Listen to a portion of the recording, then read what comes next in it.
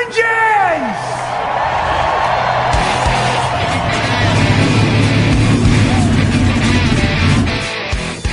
Pick the pace car! What for? Because you hit every other damn thing out there. I want you to be perfect. When I'm driving, I got a guy on the radio who talks to me.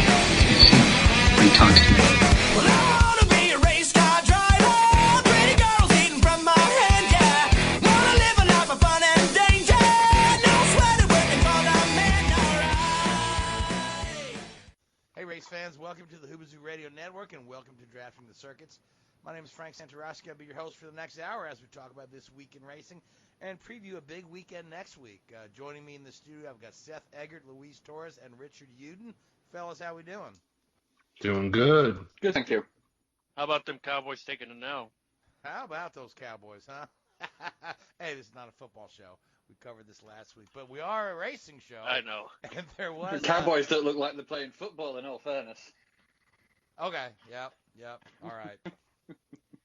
Sorry. Anywho, let's talk about the NASCAR race that was on in between all the football games. So the first piece of the puzzle is in place.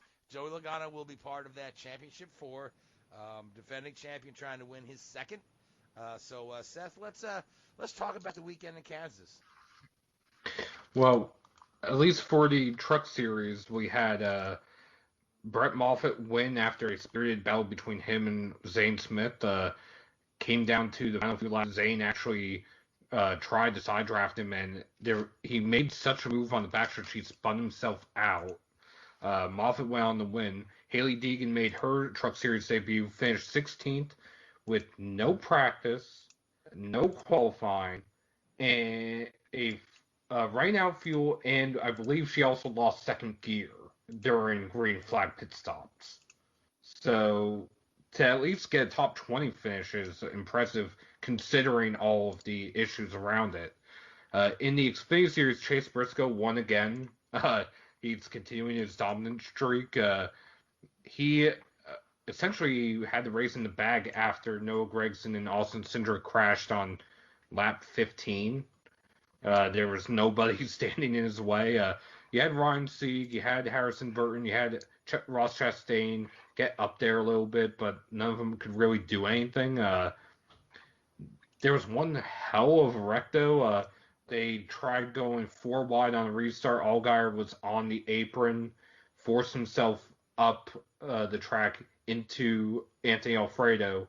Alfredo went across the nose of Brandon Brown, into Brandon Jones, there was one other car, I think Riley Herbst, and rolled onto his roof. So that was probably the most dramatic moment of the weekend. The Cup race was relatively tame, in part because of the package. Granted, there was a lot of good racing at times, but it was just so hard to pass. Once Logano got the lead at the end, that was it. Harvick couldn't get by him. Yeah, so Harvick finished second, right? Keeps himself in a pretty good points position there. So we're talking about, so Logano's in. Harvick's relatively safe on points, as is Hamlin. Unless we have 2 winners towards the bottom of it. Let's talk about the bottom 4. Who's really in a must-win? Well, the 4 that are in a must-win, at least for the Cup Series, Kurt Busch, he blew his engine just past halfway in the Cup race, which nowadays blowing an engine, at least in the Cup Series, is virtually unheard of for the major teams. Martin Truex Jr., Alex Bowman, they're both about 30 points behind the cutoff right now. So they are definitely in, I don't want to say must win at Martinsville, or at Texas, I should say, but if they're still in that position in Martinsville, they will. Chase Elliott's only 8 behind, so he could still point his way in. Yeah, Chase has Martinsville is a really good track for him as well. He's performed very well there in the past, so I'm sure he's got that one circled on his calendar saying, if I don't do well at Texas, Martinsville is it, all or nothing. As long as he doesn't have the bad luck gremlins, which honestly, this applies to the whole state of Georgia. Elliott is that last hope of bringing some sort of good luck. But it's that round of 8 he needs to get through. I feel like he can get the job done, but as far as Kurt is concerned, he has to win, no question. Otherwise, he's done for. It's been a noble season for him. Yeah, Kurt has had a pretty decent season, even with pulling off the win earlier in the year, and he's known to just pull a win out of thin air every now and again. He certainly doesn't win as often as he did in the early 2000s, but he's still right up there, still a major contender. But yeah, he's really got the potential to win this thing at Texas and punch his card for the Final Four. Yeah, and what we saw at the last Texas race, it is possible. Just be brave on the pit strategy, get that clean air, and you'll be fine. Right. Now we've never had a Ganassi car in the championship four, have we, or have we? We have not. No. Yeah, so that would be huge for that team there if Kurt were able to push that through. Yeah, and if they would, Larson probably would have had a championship considering how good he was at Homestead. And to add to that, not only have we not had a Ganassi car ever in the top or in the championship four, but we have not had a Chevrolet in the championship four, I think, since 2016. Or that sounds about right. Yeah, there have been an awful lot of Toyotas and Fords in there. Yeah, because I think they switched to Fords in either 17 or 18. Stuart Haas did. 17. So yeah, there you go. 16 had to be it because Johnson won the championship. Of course, Harvick made it the first 3 years the first 2 years. Yes, this is true. Now we are getting some, towards the end of the season, getting some more silly season news. So a pretty big announcement for Richard Petty Motorsports. So who wants to fill us in on that? That will be none other than Eric Jones, who will be making the jump for Joe Gibbs Racing Toyota to Richard Petty Motorsports Chevrolet to replace Bubba Wallace. Which, honestly, this is probably one of the more better rides out there, considering there aren't a lot. And if you had guys like Tony Stewart saying how the developmental program at Toyota is all a hot mess right now, Jones getting away from that atmosphere, trying to assure to everyone that he is this talented driver by making something that isn't typically competitive into a contender. Which, no discredit to Bubba Wall, he has definitely done an excellent job for what he has. But now more than ever with Jones, who doesn't bring much funding, he's going to have to really assure to everyone he is a top-tier driver in these types of equipments. Yeah, now Jones isn't horrible. He's I recall him winning a race. I recall him winning a pole or two. Definitely, he knows what he's doing behind the wheel. But again, Petty is probably third tier. They're not quite fourth tier, but they're certainly not a top tier team. But like you said, it's a decent landing spot for him. When compared to being rideless or going back to Xfinity.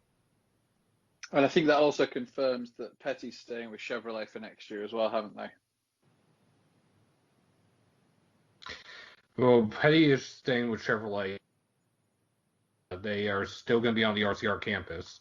So yeah, there had been some talk of them going to Toyota, hadn't they? But there was, but I think that was contingent on if Bubba stayed with Chevrolet. With Hamlin or not with Chevrolet, yeah. with RPM, yeah. Yeah. Now, is the new Denny Hamlin Michael Jordan team, are they confirmed as Toyota or? They are not confirmed as Toyota. However, Davey Wilson of TRD had a Zoom teleconference about 2 weeks ago, and the teams he would name, he would say Joe Gibbs Racing and the team I can't talk about. You also have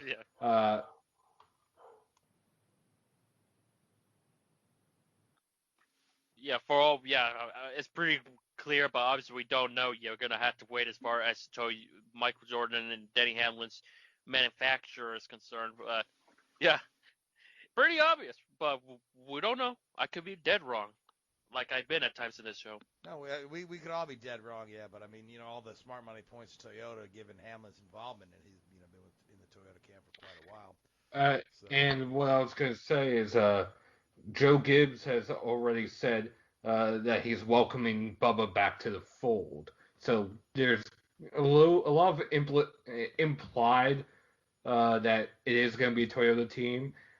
Also, this past weekend popped up on Twitter, our friend NASCAR man who works with Brockbeard quite a bit on the YouTube docs, found the trademark for 2311 Racing. Yes. And a trademark for the number 23. I would have So, thought it would be trademarked, wouldn't it? Yeah. Well, I mean, it's at the end of the day, it's just. Well, it's it just a number, is but trademarked, but it's not trademarked in racing. Oh, okay. Yeah, that's because I He's imagine not because of gonna, the Jordan the- brand and Nike. If they ever run two cars, are they going to use the number that Jordan used in his first part of his comeback season? 45. That was would it, be yeah. something. Well, Or It's a number bit of a 12 for disaster, that one wasn't it? year, but that was a Penske, right? well, he- if not to interrupt, but if we look at Denny Hamlin's iRacing team, and the reason why I'm bringing that up is because that is actually sponsored by Jordan Brand. You have one car which runs the 23, and the other one runs the 32 as a reverse number. Yeah, okay. Mm-hmm. That would make sense, but of course you have a Cup team already is the 32. Currently, yes. Yeah. Well, if Michael Jordan asks you if I can have the number 32, it doesn't take too much convincing, does it? Oh, Well, no, it's I mean, true. Michael Jordan probably had It's to an write odd a check for that. contract. You know what I mean? Yeah. Michael Jordan said, "May I buy the number 32?" And they said, "Why, yes, Michael, you've got money in For the all bank." for all we know, Michael Jordan could buy number 12 since he wore that jersey for one game only. I'm sure he'll coast Roger Penske to sell the 12 he wanted to. Of course, it's not going to be the 12. He only wore it once. But yeah, who knows how about that horror deal? But when that time comes, I think it'll be quite the talk because everybody loves paint schemes and liveries. So when that time comes, I think everybody will be enamored by it. Oh, it's going to be good. I mean, that's going to be, they better have a big garage at Daytona next year because people are going to be swarming all over that, aren't they? Have they announced a primary sponsor? Is it just going to be They different have- brands or? Well, they have not. The thing is, Bubba's bringing a lot of his sponsors with him: DoorDash, Cash App, Columbia Sportswear. Kingsford. You Like, can't. He just signed a deal with Root Insurance. He has quite a few sponsorships, and Yeah. Coca-Cola for that matter. I think It's they're going to be separate all here. secondary sponsors, aren't they? Somebody like Michael Jordan's not going to create a team and not run his own brand. They will be associated sponsors, I think, and secondary for sure. sponsors. They may not even get anywhere near the car. They could probably just, a lot of these teams, a lot of these companies will probably just run it as, hey, look, we're associated with Michael Jordan. They're probably going to want to run that they're associated with Michael Jordan more than that they're associated with a race team. That, or maybe even a split sponsorship, Jordan Brand on the hood, and whichever sponsor might rotate on the rear. Yeah. The Kinda only with thing Matt is, you Kent, wonder if, from a marketing standpoint, would that devalue the Jordan brand? I mean, maybe That not. is But that is true. Look at some of the other. Look at some of the other companies Michael Jordan's been associated with in the past, and they're big dollar companies. McDonald's, Coca-Cola, Well, Nike, you've got the so. Haynes. And another interesting note I do want to make, because it was actually written that this trademarking was out there. I forget which news outlet had actually reported on it, and this was after it started popping up on Twitter. Apparently, Michael Jordan has said, and I might be misquoting this, but apparently he has said that he's making an initial investment for the first year of $150 million. No way. That's no. You No. can Well, probably here's the feel thing. that F1 effort for Well, that yeah, amount of here's money. the thing. Here's the thing. He has to build a shop because it can't be out of the Gibbs shop. That's next. No. I mean, So a typical a midfield team in NASCAR runs on a budget of between $20 and $30 million a year. Yeah, I know that. So a shop, I mean, you'd rent one. I There mean, are loads and loads here's the of thing. disused race shops around. I drove past one today. Well, here's the thing that I am gonna say though. Like I said, I don't remember the outlet that quoted this. It's not one that I read a lot, so I'm not putting a whole lot of stock into it. But I'm wondering if that wasn't meant to be the first year, but maybe like the first 3 or 4 years. Yeah, I mean that'd be 3 years maybe. Yeah. That would make more sense if you said that's just 3 an years with a initial big push. investment. Oh, over I a know 3-year what the period, problem is. I know where that number's. They haven't included my salary yet. Oh, we all wish we had the $150 million right Yeah. now. And Michael, if you're listening to the show, Frank's got my number. It's all good. Oh yeah, sure, yeah, because Michael contacts me all the time. Yeah, he'd call me up and say, "Yo, Frank, what's up?" So anyway, let's move away from talking about Michael Jordan and let's talk about Kyle Larson. So Kyle Larson has applied for reinstatement. He has been officially reinstated by NASCAR, although there's not been a solid news on a landing spot for him, but a lot of rumors on where Kyle Larson is going to end up. So let's dig into that, fellas. Now, the reinstatement is effective January 1st, 2021. I do want to include that, but he has done quite a bit working on getting back to NASCAR.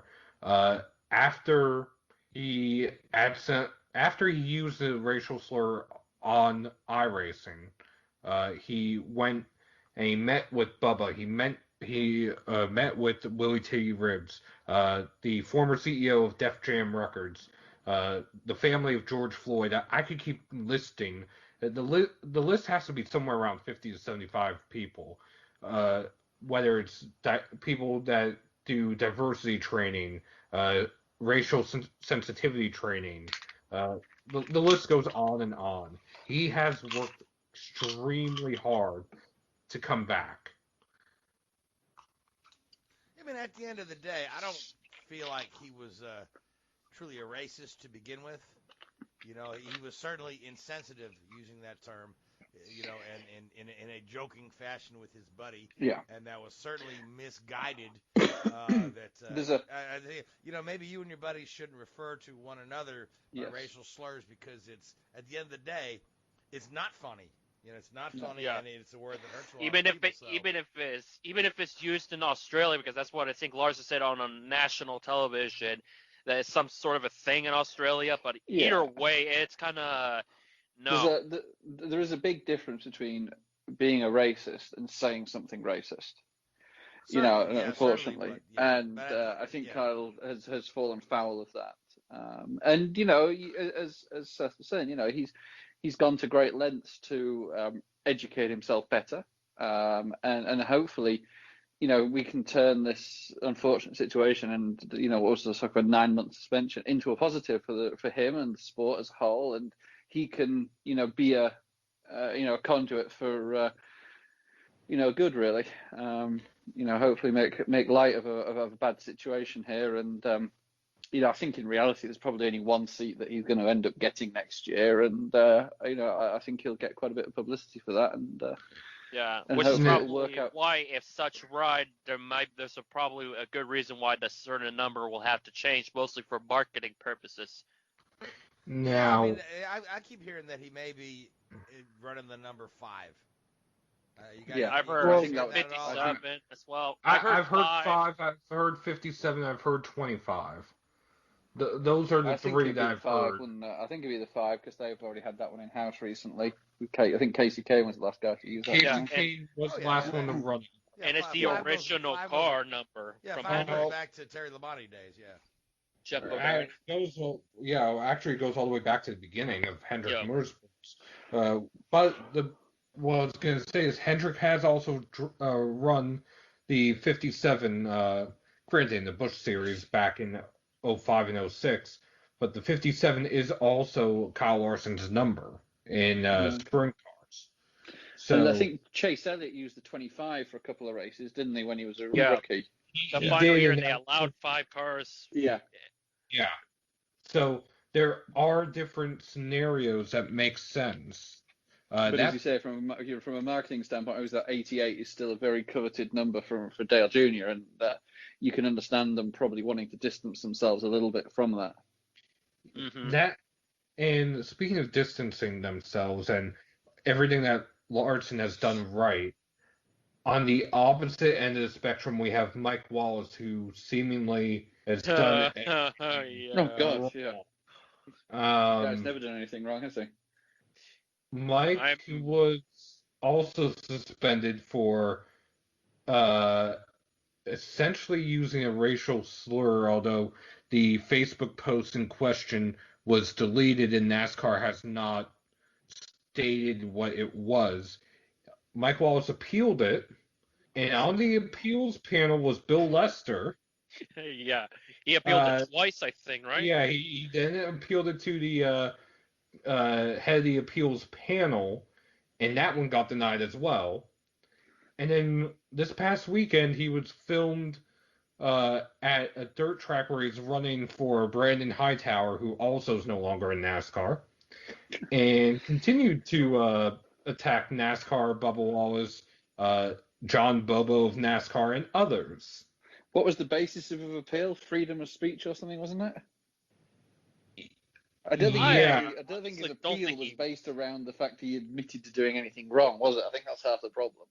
Yeah, that, and also he doesn't want to go to sensitivity training. After his first appeal was denied, his defense was using Bubba Wallace calling a certain person in the country a name after that person tweeted attacks at him. Yeah. Boo-hoo, kids. Come on, grow up. And Yeah, Mike has had a Mike questionable Wallace is reputation yeah. going back to like 1994, where he's probably, some people will view him kind of a sexist man due to the fact that he probably might have been jealous of the fact that Shauna Robinson started on the pole at Atlanta and deliberately made it 3 wide to prove a point, and it cost Shauna a good possible run, and also took out Joe Nemechek, and Nemechek made it clear that Mike had an agenda 26 years ago at Atlanta. So yeah, and isn't this the same guy that had the big flap, got in prison for getting in a big fight at a concert a couple of years ago too? Yes. Yeah, I mean he's been a bit of a train wreck. You know, maybe he needs to sit down and take a good hard look at his lifestyle and yeah. you know. I bet there's a few hell of good a old super boys speedway racer, but his personality not so much. Yeah. I bet there's a few guys in NASCAR towers aren't exactly too unhappy with the situation. I think God, we got rid of him. You know, not to, they're looking for a reason, but you know, they're trying to reimagine their image. You know, with all the work that's gone on, we've talked about in the last 6 to 9 months, and the last thing you want is the old guard sort of kicking and screaming, isn't it? Yeah, and that's essentially what. Well, I shouldn't say essentially. That to a certain point, that is what Mike Wallace has done.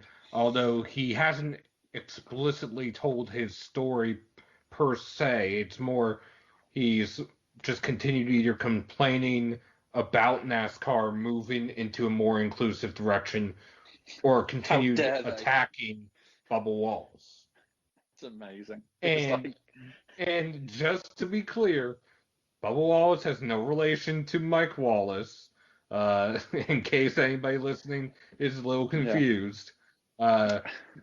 Completely different families. Completely different. I mean, it's families, like when you catch a 5-year-old doing something wrong and you ask, "Did you do that?" No, knowing full well that it just keeps on saying, "No, I didn't do anything wrong," when everybody knows they did. Just, golly, whatever. It's beyond me. Moving on. Yeah, it makes you wonder how, you know, Rusty Wallace and Kenny Wallace are relatively normal. You wonder what happened to Mike. Yeah, I think that's always been the case, even though Kenny has had his instances sometimes. Yeah, Kenny's a little high strung, you know. And all. And what I was gonna say is, Kenny Wallace isn't necessarily normal. He is, like you said, high strung, bounces off the walls a little bit. As far as Rusty is concerned, he's always been normal, He's but the serious, business-minded kind of guy, but but also, then you also have Stephen Wallace. yeah, and also isn't Rusty's older son also and kind of been questioned as well? Greg Wallace, Yeah. recently, yes. That's okay. I remembered the name, but I couldn't remember exactly who it was. But I remember it was the older son of Rusty that I've been hearing a lot as well. But anyways, it's weird times. I tell you what. Maybe they could have their own reality show. Dem Crazy Wallaces, we call it. Oh jeez, So, we're All gonna right, get the let's, Bradshaws, but now we're going to mention the Wallaces. Talk All right, about so- different stories. All right, so let's move on forward. Okay, so now Chase Briscoe has won the Xfinity race. Does that lock him into the playoffs, or are they're still a Yes, it does. Okay, so truck race, are locking Final Four in trucks yet or no? Yes. So Moffitt is locked in. All right, so we're headed to Texas. Yes. And For all three series. Are all three series racing in Texas? Yes. Okay, well let's preview Texas real quick, and then after that we'll move on and talk about the IndyCar season finale coming up. So Texas, Seth, what should we look for at Texas? I mean, the package at Kansas was a bit disappointing. Texas is not wildly different than Kansas, but it is a bit different. Do you think we'll see a better quality racing at Texas than we did at Kansas? I'm honestly not sure, and I'm not too optimistic right now because Texas in recent years has primarily been a one-groove racetrack since the repave, and with the tires that Goodyear has been bringing, and no, I'm not knocking Goodyear, but the tires that they've been bringing, along with the traction compound on the racing surface, if you get out of that groove, you're going straight to the wall or you're spinning out. So, I'm not entirely sure what to expect because it's such a narrow groove. You can maybe fit two cars next to each other if they're literally up against each other. I'm not saying it would be follow the leader, but it might be more of a strategy race similar to what we saw with Austin Dillon earlier this year. Yeah, I think what RCR did that summer, I think I wouldn't be surprised if we see the same, especially if there's a late caution flag, because I think they found kind of not necessarily exposed the system, but they found something that I wouldn't be surprised if we see a good amount of it, because if we see something like we did, follow the leader single file, if you hit a certain point at the track, you're going to lose control, then that's probably the only way you can do it. It's kind of started to sound like that IndyCar race at Texas as well. One groove, follow the leader. If you go high, you're probably going to wreck the thing. Yeah, it seems like that really the repave has really taken a lot of the character out of Texas, and it's going to take a few years for them to kind of wear that track back down to where we'll see some better racing. But it's a double-edged sword because you've got to repave a track every now and again. But the first few years after repave are never produce the best racing. So no, that is true, and I think that's the fear that Atlanta Motor Speedway are going to have eventually. Eventually, when they have to repave Atlanta. Yeah. Which is in part why they moved the race from Kentucky to Atlanta, because they are recognizing that they're going to have to repave soon. So they're trying to maximize the racing surface that they have now before they repave. So they're pretty much going to. I know probably what's going to happen is probably they're going to run it, and we're going to have a 2010 Daytona 500 all over again, and then they're going to finally repave it. I don't know if we're going to have that, and the reason why I'm saying that is Atlanta's surface is among the oldest on the NASCAR circuit. True. I think only Dover's older, but Dover's concrete, so that's different. Yeah. But Atlanta, where it's the oldest surface on the circuit, they have had a lot of experience filling potholes, filling cracks, that they might be able to recognize it before the race starts and do repairs before we end up having a mid-race red flag for repair. Yeah, and I totally understand it. It makes you wonder and kind of amazed how at Daytona they went over 3 decades without having such a serious problem, because I think before the 2010-2011 repave, the last time Daytona was repaved was in 1978 to my knowledge. Correct. Yeah. So they made it 30 years, but it's a different track, different style. That 30 years is well of a reach for It's Atlanta. all not just that; it's also a different climate. That's probably the bigger factor as well. You would actually expect with Florida being as rainy as it is for it to be more worn, but again, they also use a different aggregate in the pavement, so there's a lot of factors. Yeah, I want to say the places that have less harsher winters, can go a lot longer without a repave. Yeah, I'd imagine so. All right. So anyway, we're racing in Texas. So Richard, you're being quiet over there. So you get the first pick for Texas. Do we have another championship contender mark his card to the, to the big dance, or do we have a spoiler come in and somebody outside of the top 8 win the race? Kostowski. All right. Yeah, that'd be 2 for 2 for Penske. And Seth, what do you think? Well, Harvick's won the last 3 Texas playoff races, so I'm going to go with Harvick. Yeah, you can't go wrong with Harvick. And Louise? I'm going to go with Denny Hamlin bouncing back from a slap at the wall that kind of cost him a shot of being right up in the front. Bounces back with a win that'll set him up for Phoenix. All right, sounds good. And I will go with Kurt Busch just because I mentioned it earlier that he needs to pull one out of midair to go on. It's more of a sentimental pick than a smart pick. But racing at Texas this weekend, all 3 series. And also racing this coming weekend will be the Indycar series for their final race of the year after all of the COVID cancellations and the whole West Coast swing being canceled. We managed to get 14 races this season, a lot of them being double headers. St. Pete was supposed to be the season opener.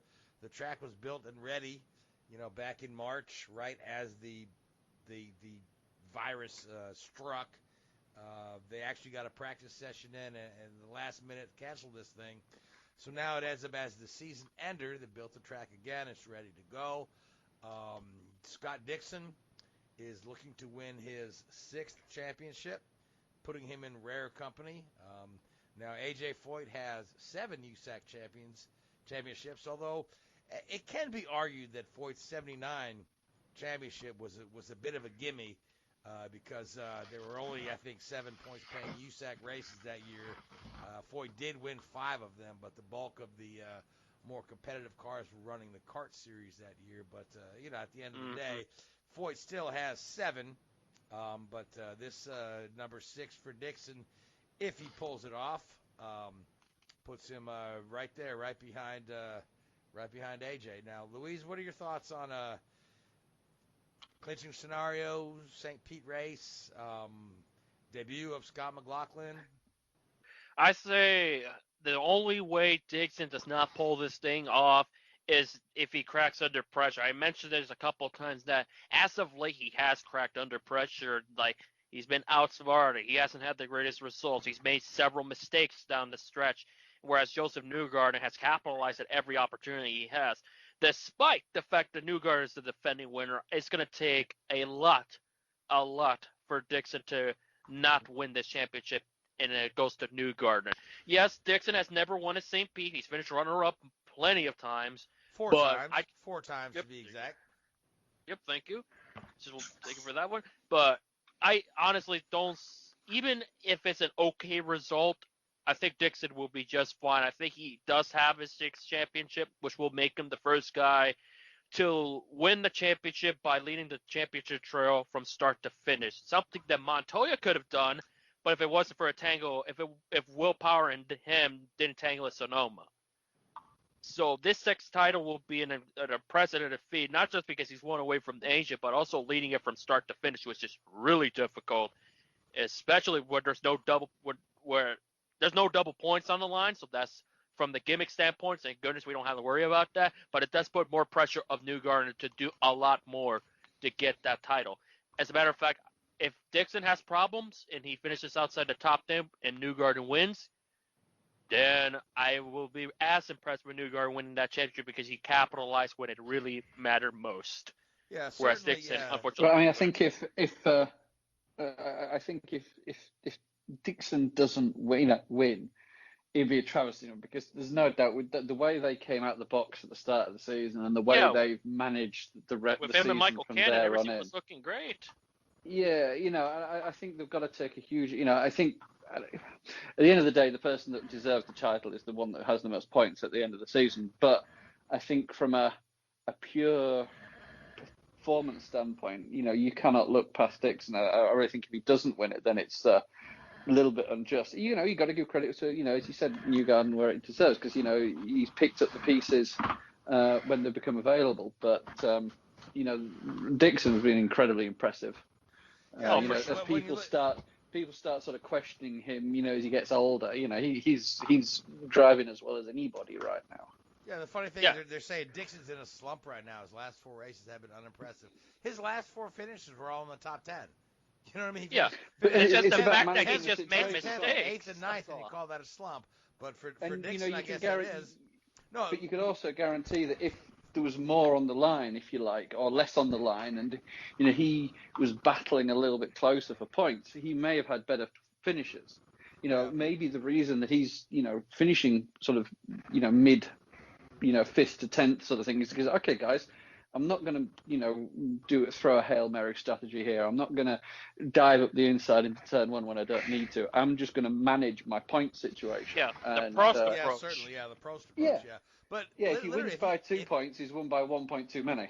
Yeah.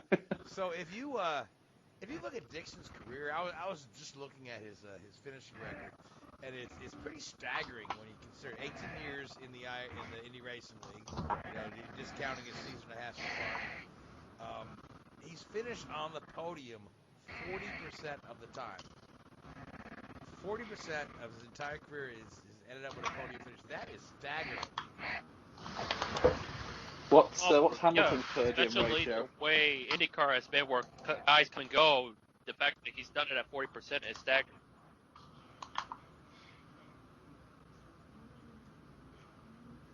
And as far as Hamilton's percentage, I'm not quite sure, but I would imagine it'd be right up there. The only thing that will knock him down is just the couple years that Button was the class of the field for McLaren in the early 2010s before he went to Mercedes in 2013. Yeah. Yeah, it's still very impressive. The only, as far as the other news, as far as IndyCar is concerned, Scott McLaughlin will finally make his anticipated debut. What was supposed to be at the GMR Grand Prix during the month of May before everything went down, it's now going to happen at the finale.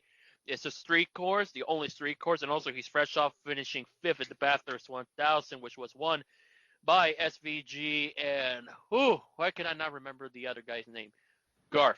That other guy, yeah. So, but sorry. I think Tanner Garf. Yeah.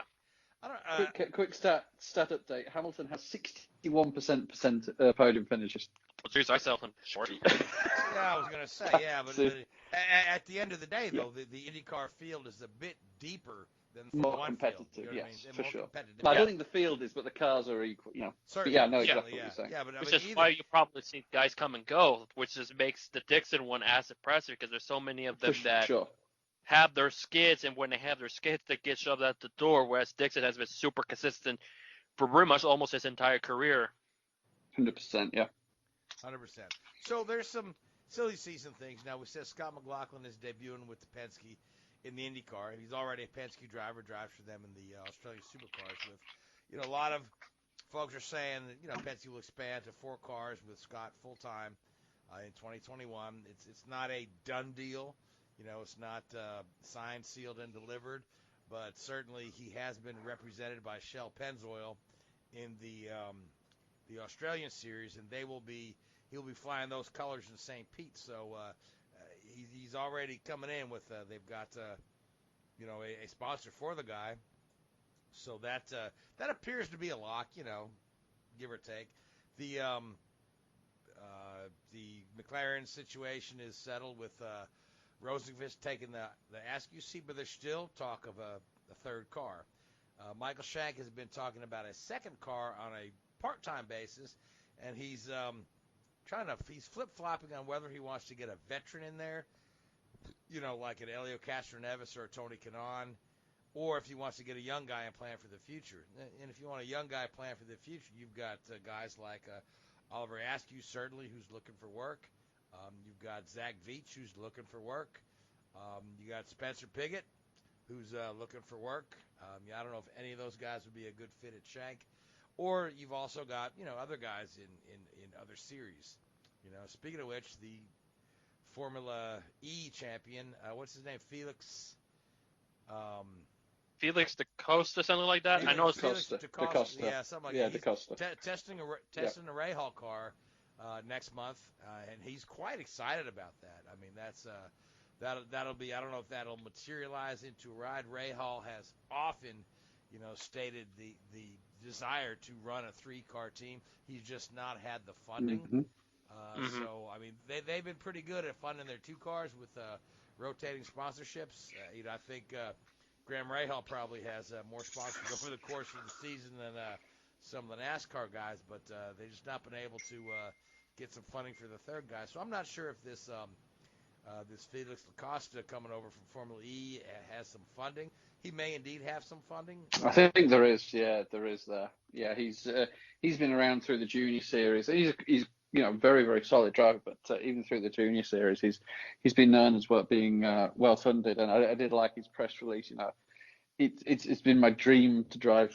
To drive an IndyCar. I think they missed out the little asterisks and said after Formula One in parentheses there.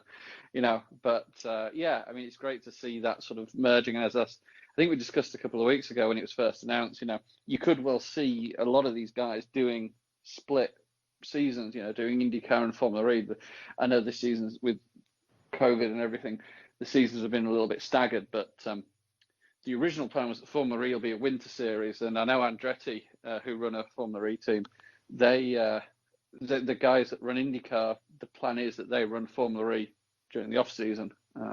So, hopefully a few more guys could maybe migrate across, because there's some really, really good drivers kicking around in Formula E right now. It'll there's definitely really good boost racing them. in Formula E. If you don't mind the silent nature of watching it, those guys actually do a pretty good job. I've seen some pretty entertaining Formula E races. There's some good. You look at, half of them are, the Red Bull Junior program rejects. But there's some really, really good drivers in there as well. And a lot of Formula One endurance racers. Even guys like Takuma Sato have driven Formula E in the past. So, it's a good level of competitiveness. So hopefully we'll see a little bit more, because then what that does is that obviously gives a little bit more exposure to both series, and they can piggyback off each other and grow together. Yeah, like my same exact thoughts. Like if guys want to try either one, they could cross promote, and it's a bit of a massive stretch. Who knows? Maybe one day we'll see a doubleheader between those guys. It's a super stretch, but you never know. You never know. Yeah. Yeah, I think the only with their drawback opposite you have season, is that Formula E tries to do more street circuits, and with the whole concept of having zero emissions, like in a city centre, you have I don't know if they do it, but the plan was for Rome to drive around the Colosseum, not actually around the inside of the Colosseum in Rome, but around the outside.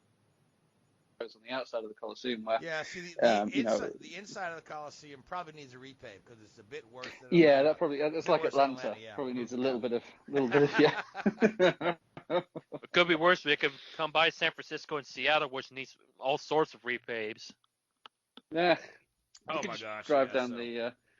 But the other thing I want to mention is that the Foyt team is a bit up in the air with their second car. We don't know if it's going to be Charlie Kimball, and we do know Sebastian Bourdais will be their team leader next year.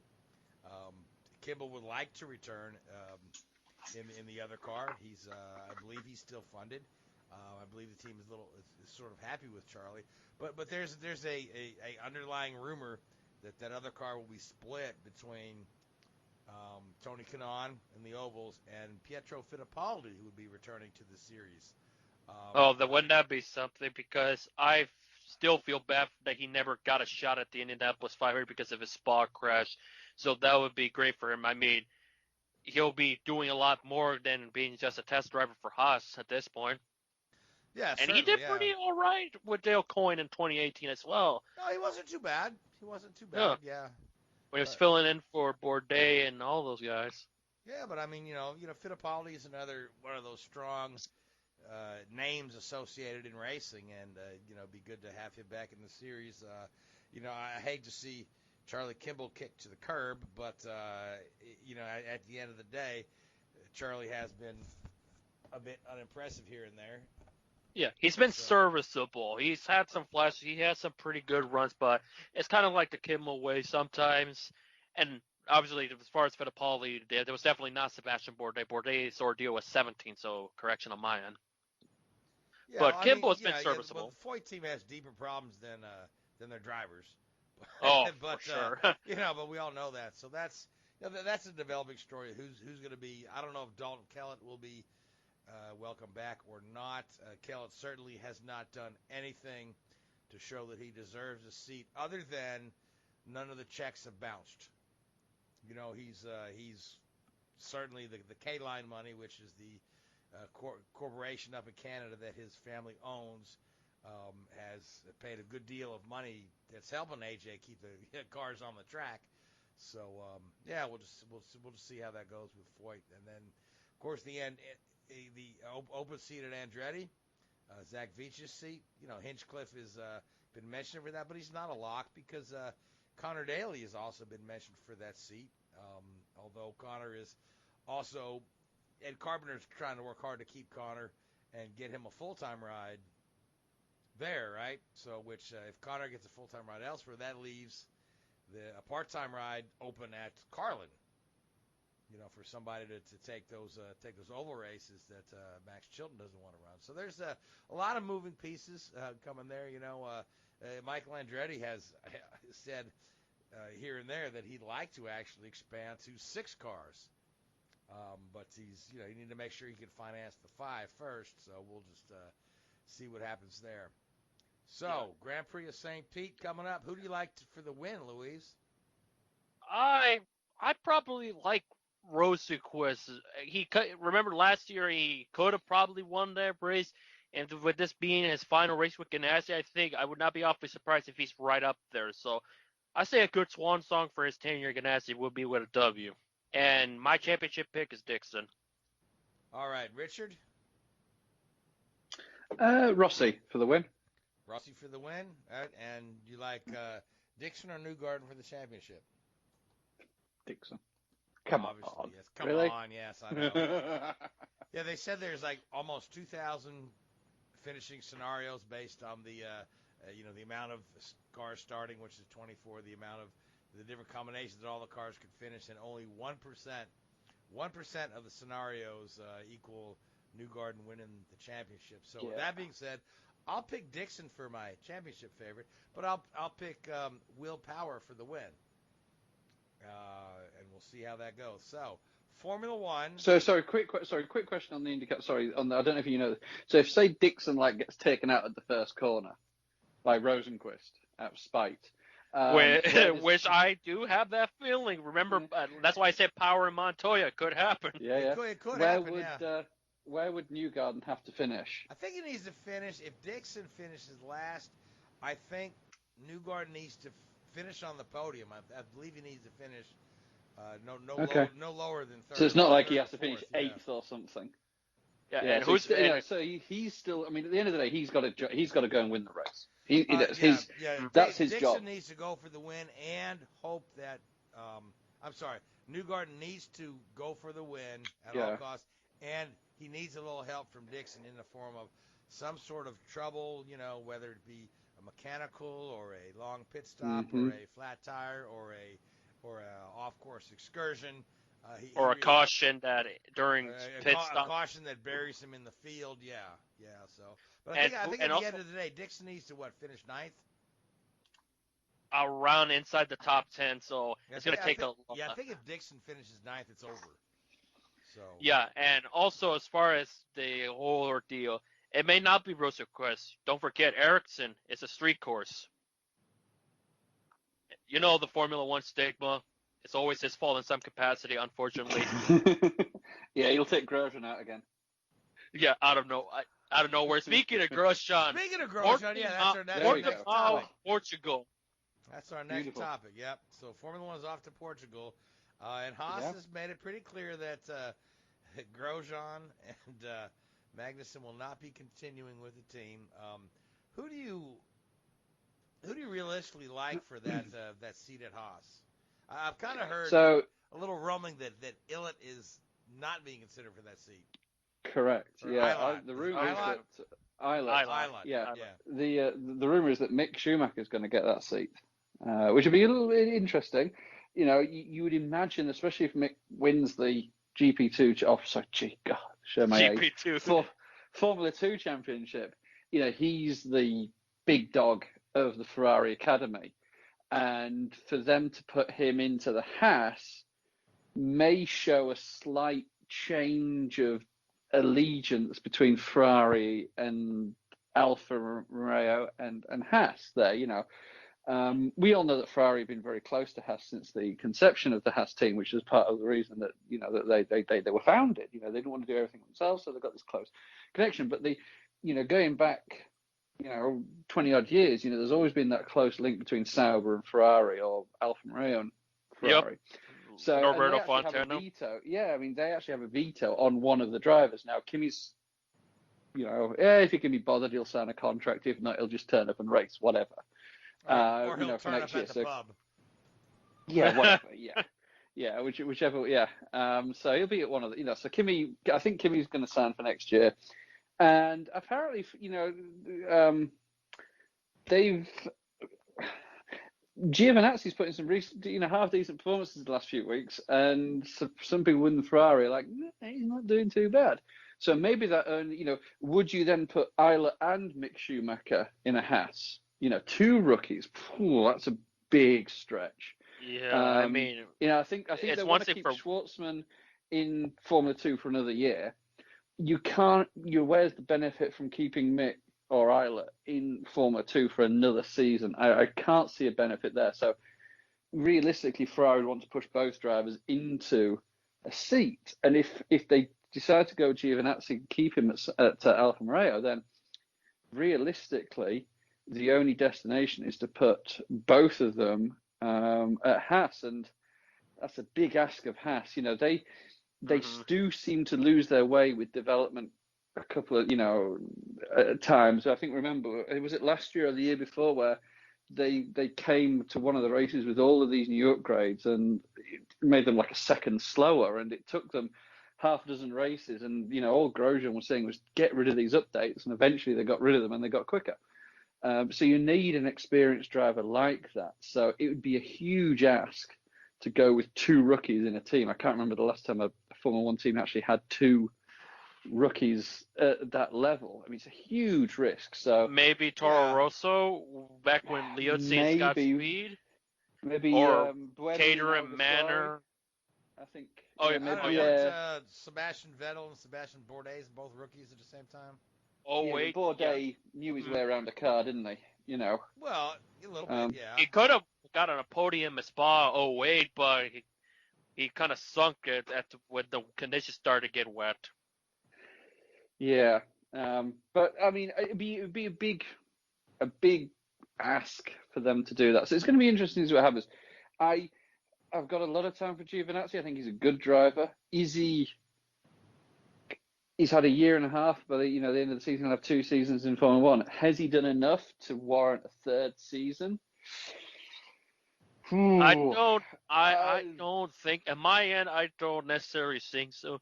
But I'll consider what you mentioned because when it comes to Giovinazzi, he's kind of like right still with me, and he's just their category. But going into Portugal, I'll probably keep a close eye on him, whether I'm at the house or in California. He reminds me a lot of Felipe Massa in many ways. You know, he's with his tenure at Sauber, right? Yeah, he's a good number 2. You know. Oh, we're talking about this Ferrari days. Yeah. But you look, Ferrari actually, and I think the reason they want to keep Kimi is that there's a benchmark. They know where Kimi is, because they've got enough data. Ferrari have got data coming out their ears with Kimi. So whoever they put up next to Kimi, they have a comparable. They say, okay, well, look, Kimi may have lost a tenth or two since he's left Ferrari, but if Giovinazzi can't keep up with him or can't outscore him, then he's never going to outscore Charles Leclerc or whoever it may be in the future. So they've got that like baseline to compare him against, and it's the same thing that Red Bull are doing. Red Bull are openly considering Hülkenberg, I think, for Albon's seat next year if Albon doesn't improve. Yeah, and I've heard Perez to Williams. Paris to Williams is what I heard, which would put George Russell out on the street. I think it would. Yeah, that's been the sudden development, which will be an absolute travesty because it's Russell's not that long ago we yeah. were thinking Russell may be replacing Bottas in 22, but now we're looking at him as probably as the odd man out. I think in all fairness, George Russell's done enough over the last 2 years to, within the Mercedes camp, warrant that. Oh, for sure. Nobody can level. beat him in qualifying. He's been undefeated so far. Yeah. But you look at, going back to the Hülkenberg thing, Red Bull have a direct comparison. They know what Danny Ricciardo was like against Verstappen. And then when Verstappen and Hülkenberg drove against each other at Renault, they've again got a comparison. So they know where Hülkenberg would be against Verstappen. Pretty close. Obviously it's not an exact science, but I'll tell you, he'd be closer than Alex Albon is in all fairness. Oh, it's the Hulkster. No disrespect to Alex Albon there. He's a very, very talented driver. He hasn't, again, has he done anything that has made you sit up and go, whew, this guy's, you can't win a Constructors' Championship with one driver, which... No, we saw with Benetton in 94, they couldn't... exactly. Schumacher was one-man show, and then 95, Herbert was serviceable with Michael. Exactly. So I think that, there's still these undecided moves in the Formula One paddock, and I think Red Bull has said they want to make a decision by the Turkish Grand Prix, which is in 4 weeks, maybe? I think it said after Imola. Yeah. I don't know if it's a week or 2 weeks after Imola before Turkey. I think it's 2. Because I don't think they're doing back-to-back weeks anymore, except for Bahrain. Well, they've got back-to-back now. So they're in the Algarve this weekend for Portugal, and then next weekend's in Imola. And Imola's a 2-day weekend because of the transportation time to get everybody safely into Italy. And then I think there's a 2-week break before Turkey. So it's all starting to sort of ramp up. So it'd be interesting to see what that call is at Red Bull. But it wouldn't surprise me if they picked Hülkenberg. I think that'd be a smart move. They've got a benchmark. He's been pretty impressive in his substitution role. So and he'll finally get that elusive podium if he goes to Red Bull. Yeah, you'd hope so, wouldn't you? That'd be fantastic. He deserves it. Yeah. But on the Perez, I've seen a little bit of that. Perez going to Williams as well. If that did force George Russell out, which would be incredibly unlucky, you've got to remember it didn't do guys like Alonso any damage. Alonso was with Minardi and then went to be a test driver for Renault for a year before he went, stepped up again. So a year out now, as long as the teams can manage it well, isn't necessarily a bad thing. And it puts a little bit of pressure on Hamilton and Bottas because, Toto or whoever it is can turn around and say, hey, we got this guy sat here right behind you, Come on, lads. The latest podcast assured that Toto is sticking around with Mercedes. Yeah. I mean, sign the contract. Hamilton still hasn't signed the contract. Yeah, that's the thing. So, he still hasn't signed it, but all signs said that he probably wants to pursue that 8 championship and 100 wins. I don't think there's any doubt. So anyway, guys, we've got about a minute. Sorry. We've got about a minute left. So we're off to Portugal, which is this is a new track, right? Yep. For Formula One, it's been around about 15 years. Yeah. Right, but it's not the Portugal of old that. It's not Estoril, no. Not Estoril. Not Estoril, yeah. No. So, but this is the first Formula One race there. So, realistically, who do you like for the race, other than Lewis Hamilton? Yeah, Verstappen. And Louise? I go with Verstappen as well. All right, I'll go with Hamilton and say he takes the all-time record. because it's hard to bet against Lewis any day of the week, isn't it? So, but Yep. I mean, big weekend of racing. We've got all 3 NASCAR series at Texas, the IndyCar season finale, and Formula One in Portugal. I hope everybody enjoys the races this weekend. We'll all talk to you next week, break those down. But until then, I want to thank the Hoobazoo Radio Network. I want to thank iHeartRadio, Google Podcasts, and Spreakers. I want to thank you, Louise, Richard, and Seth. Seth, who's already left us. But until next week, good night. WHOOBAZOO, that's Hoobazoo.com.